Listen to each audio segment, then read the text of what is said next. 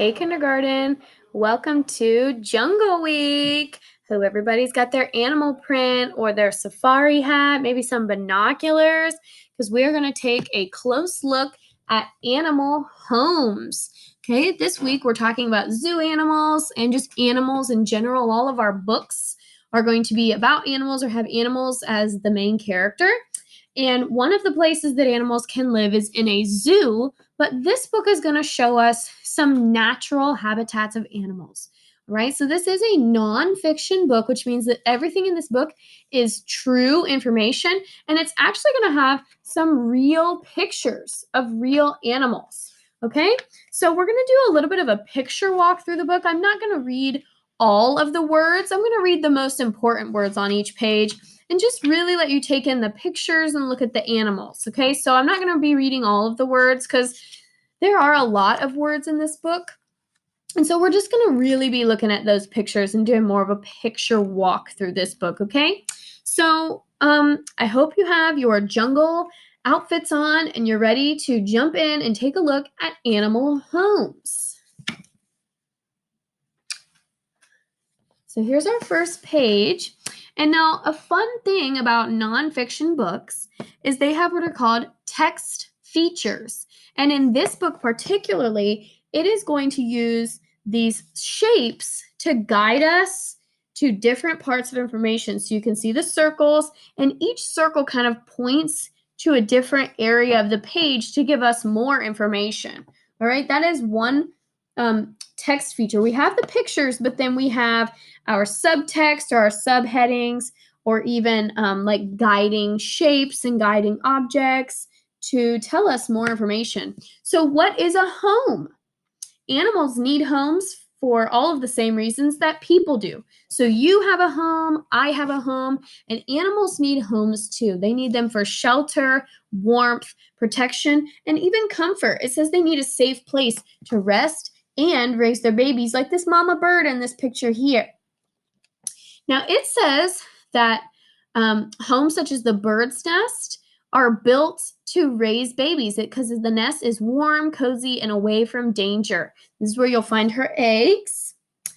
And a lot of here, this text feature down here says that sometimes homes are hard to find, so that way predators, animals that would eat them, that's sad. So that way they don't find them. So some animals live in hard to find places or hard to reach places to stay safe. So one animal home is a pond. So we're going to talk about some different animals that live in a pond. Some animals live in the still fresh water of a pond, and they can find many hiding places. We have newts, which is this type of lizard here. I'll get that book a little closer so you can see that picture. It's like a small lizard. And then up here we have the water spider. And our text feature points right to that picture. We have a little caption next to the picture to tell us what that picture is. So it says the water spider spins a web between water plants. It fills its web with air to make a bubble, which is where it lives. So I just read this caption right here, which is another text feature in a nonfiction book. And then at the bottom, we have a little fish. And it just tells us more information like the male stickleback fish, not stickleback, sticks plants together to make a nest. So birds are not the only animals that make nests. So that's interesting, something new that even I did not know. Staying damp. Amphibians, such as frogs and toads, live in damp, shady places. Ooh, look at those, all the different frogs. I'm watching you. All the different frogs and toads. Some live in trees, like the strawberry poison dart frog. Ooh. So some frogs can live in like the shade of the trees. Some live in holes in the ground, like this guy here. And our caption right there tells us that. And then some live in just they build like tunnels in the ground. And then when it rains, they come up. So they're all like covered in mud. So I think these These guys are the same, buried tunnels in the ground. Mobile homes. These are animals that live in their home, but it also is part of their body. So some examples are a snail, a crab, and a turtle. Their home is part of their body. They live in a shell that they carry on their backs. The hard shell shields the animal's soft body from knocks and bumps and protects it from the wind and the rain. So there we go. It gives them a place to hide and protect themselves. That's part of a home. And it counts as a suit of armor. It grows with them, so they'll never outgrow it. And then this one says that the hermit crab finds new shells. The hermit crab will grow out of its shell and go find a new shell that's bigger, and it'll constantly keep finding bigger shells.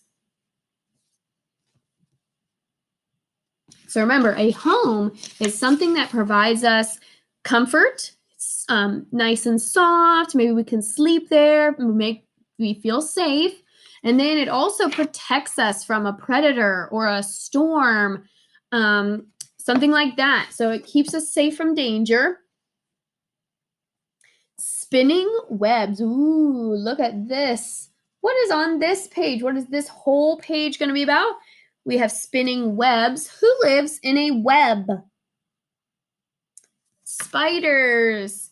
So a spider's home of a web is where they get their food. They catch the bugs in their web, and then they're stuck there, and so then the spiders get to eat.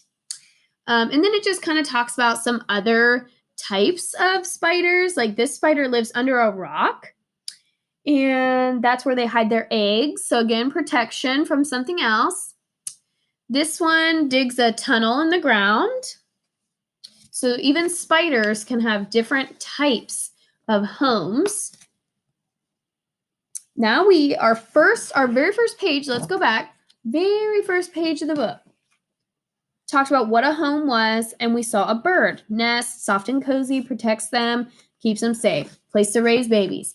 So now we have more birds. And look, there's more babies right there, because they said a nest is a place to raise your young, raise your kids. So it says birds build nests so they have a safe place to raise their kids. Most are built in trees, but some are on the ground or in steep cliffs. So it shows this intricate big nest that's like woven really finely. So the eggs are kind of inside of there. That one looks almost like a beehive sort of nest. Then we have a hanging nest. Now, when baby birds are born, that's what this caption says, they can't fly. So the they have to stay in the nest, and then the mom will bring back food. And that's what she's doing right here. She's going to bring back food for them because they can't fly yet and can't leave their nest. If you've ever read the book, Are You My Mother? It's a Dr. Seuss type book. Then in that book, the baby bird does fall out of his nest and he goes looking for his mom. So if you haven't read that book, that would be a good one to go along with our Animal Homes book to talk about baby birds. Then we have this type of home. Now, if you're watching this video, this picture down here would give you a good clue of what this type of home is. It says cell homes, but we probably know it as something a little different. Maybe a honeycomb.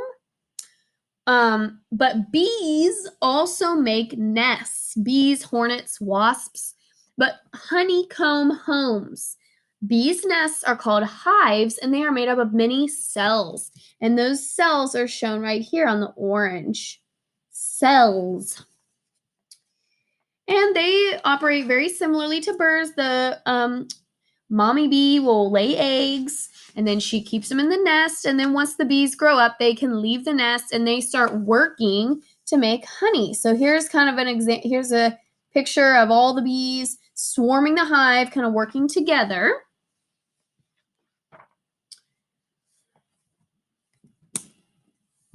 Now we get to another type of insect. These insects live in big mounds and they live in a colony.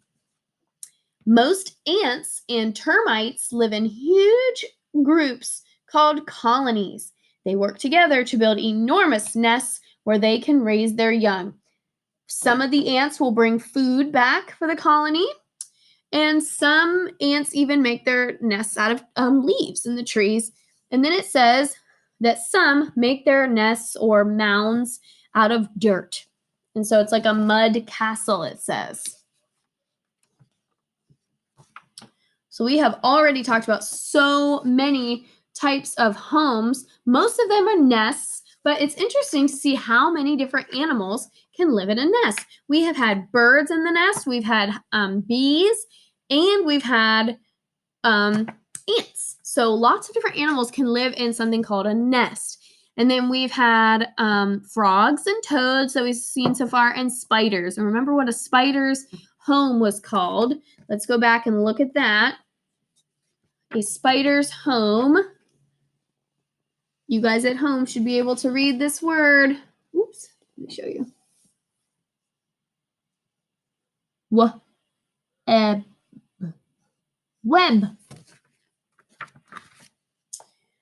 Oh, now we're going to get to a different type of home. We have learned a lot about nests. We've learned some about animals that live in the water, under the ground, and we've seen animals that live in a shell. So now we have some underground type of homes, but this one particularly is a grass home, and it says that mice live in many different places. Some live in fields, some live in forests, others even live in people's houses.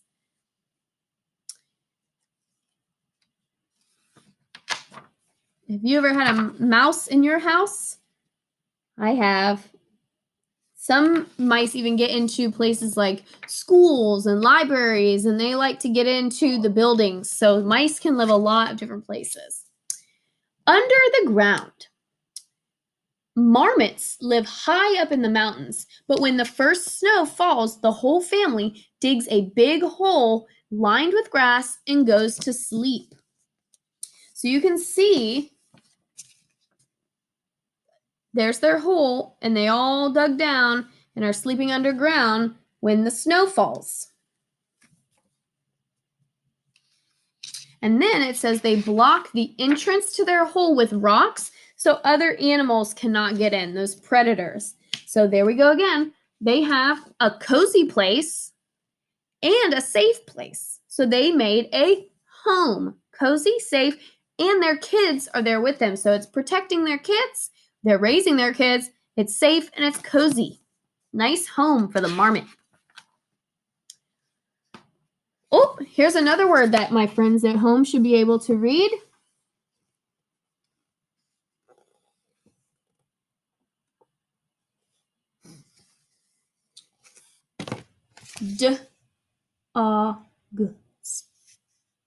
Dogs. I was letting you guys take a good look at those pictures.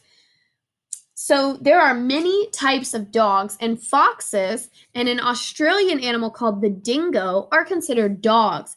And it says that they live in dens, which are holes dug in the ground of soft dirt. And then it says that they actually sometimes will just sleep in the same den as other animals, which is right here. Like you can see the big dingo, and then he's kind of sleeping in the same hole as some other animals. And they live mostly in the desert where it's dry. So the dirt is going to be really easy to dig, and they like to stay underground because it gets so hot out in the desert sun. So they'll kind of dig underground to keep themselves cool. Protection from the heat. Cozy. Two places that make it a home. Two things that make it a home. We go from the hot sun to the cold snow. Who lives in the snow? Polar bears. And it says they will dig a pit in the snow and sleep in it. Then a pregnant polar bear will dig a den, and she will spend all winter asleep. So polar bears, like all bears, hibernate in the winter, which means that when it gets cold, they fall asleep. But in the polar bear's case, it's cold all the time. So Hers is actually a little bit different, but it still will get really, really cold in the Arctic, and she still will have to go into her den and go to sleep until the springtime when it gets warm again. And then it says when she comes out, she might have a baby. And then they will all come out together and have to go hunting because they haven't eaten. So that all in the fall they go in, and in the spring they come out. Going batty. Bats hunt for food at night and rest during the day. They do not make special homes, but just live in trees, caves, barns, or attics. So they just find a nice, quiet, dark place to sleep during the day because when the sun's up, they sleep. So they need to have a nice, quiet, dark place to call their home, which is why they can't really live in the trees because sometimes the trees are too light. They also really, really like caves because caves are dark and cool and damp enough for them to keep going. So then we have a dragonfly that says it lives on the banks of rivers and streams. We also have platypuses live close to lakes and rivers. They will dig a long tunnel to bury to hatch their eggs and then raise their babies. So I'll go ahead and let you look at these pictures. This book has a lot of different animals. There's a platypus.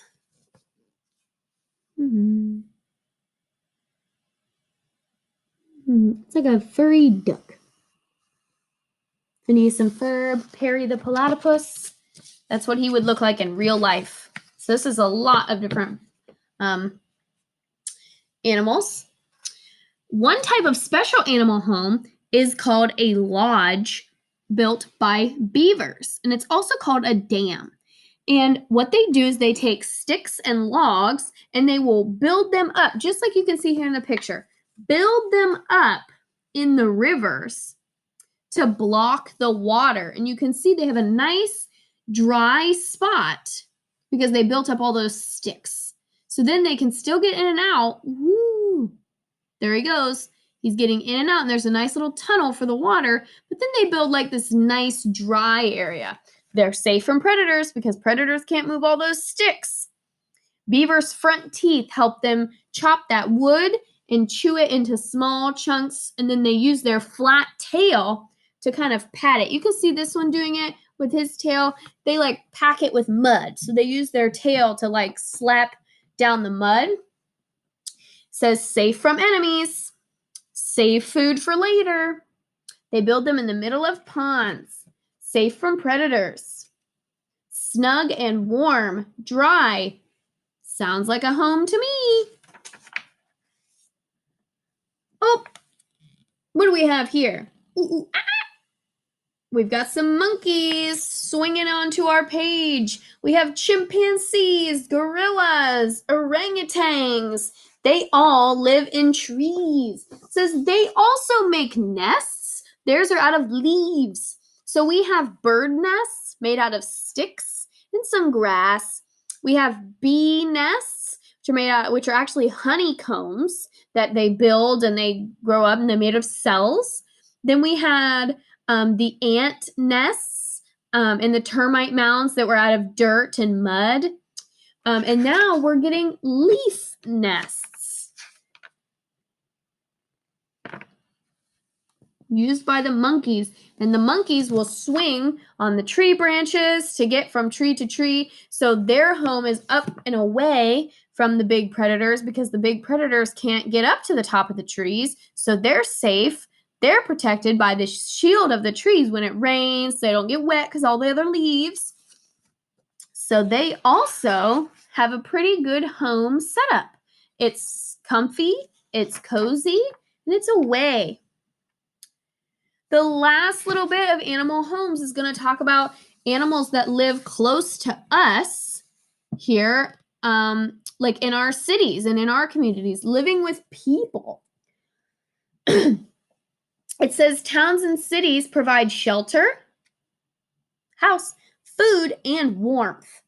And animals will often live in surprising places. So this raccoon is living in a cardboard box that he found in a city center somewhere.